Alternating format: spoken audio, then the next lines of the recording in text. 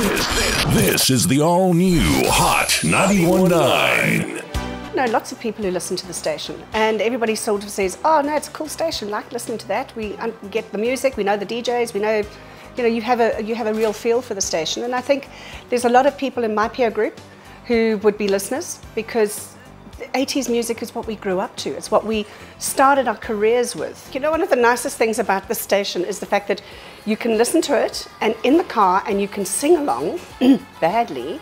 And nobody cares, because you can sing ABBA without anybody knowing that you're singing ABBA. It's fantastic, I love that.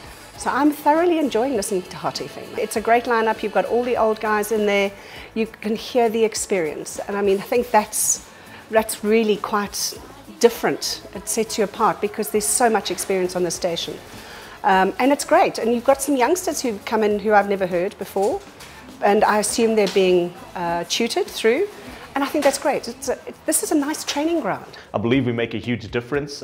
We're a training and development radio station. We've been licensed through the Gauteng Media Development Project, which is a training and development platform. It's something I launched last year because I felt that there was a need to train people the right way in radio. As long as you have a love for radio, we will teach you. And that's what we're trying to bring back. It's all about the passion of radio. We don't do sausage factory radio. We do radio the right way. We're training people on personality-driven radio. And we try to bring back the passion. So that's what the GMDP is all about. It's actually radio training by radio professionals who've been doing it for over 20 years behind the microphone. Problem that you have with a community station is you're restricted to broadcast areas. So your area is restrictive, which also then impacts on your research, because your sample size won't be big enough in your area to actually give you a true reflection of what your audience is actually doing. So it's going to have to be a bit of gut feel from a planning point of view, and a client trusting that the agencies are making the right decision. But yes, it's a very sellable station. I think that one of the delightful things that happens with a lot of target marketing that people do is they go, okay, I want to target 25 to 49. Okay, so anybody over the age of 50 is dead, okay, because they just so seriously don't exist anymore, which I find very offensive, I must tell you. But it's with over 30, over 40, I mean, that's where the money sits. For goodness sakes, of course it's a sellable audience. It's an audience that we all want because they have money. So no, I think you're doing the great thing. Over 30s, in fact, if you positioned yourself as over 40s, I think that would be fine. I mean, you're talking about 80s music. It's just so fantastic to have some of those radio legends back on air. I mean, Jeremy Mansfield, I mean, it's great to have him back on air. ENF, Sasha Martinengo, fantastic, you know, absolute true professionals. I think the media buy like Hot 91.9 goes way beyond RAMS. I mean, if you look at RAMS is a diary-based audience measurement system. Now, the problem is twofold for a station like 91.9. 91.9 is very much geographically targeted. It covers a small footprint, but a very valuable, high net worth individual footprint.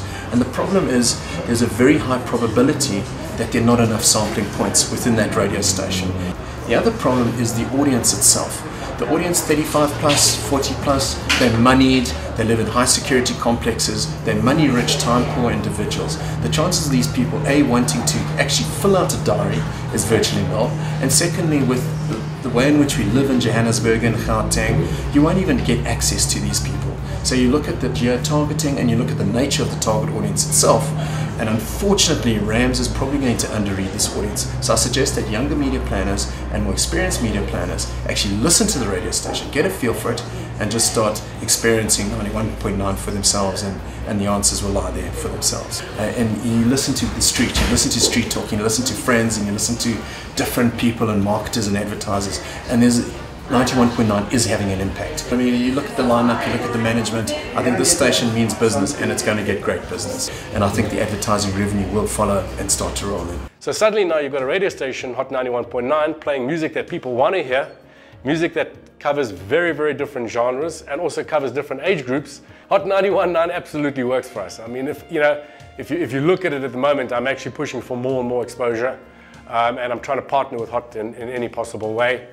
The fantastic feedback we've had is that guys have walked in literally within minutes, sometimes actually within minutes of the number being put on air, we've received telephone calls. And I do think that Hot 91.9 has the opportunity to deliver results for advertisers. And let's face it, radios need to do that. Radio stations speak to people every day, and they converse and they have a chat with everyday people. So it's real people on air speaking to real people who are listening. And advertisers have to engage in conversation in today's world. So if you want to have a conversation with your customers, with potential customers, Hot 91.9 I think is probably going to do that job pretty well for you. The right audience, LSM, in the right market is going to be listening to the right radio station, and that's this one. Hot 91.9.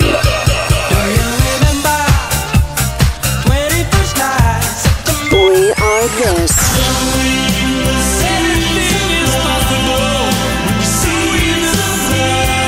We're also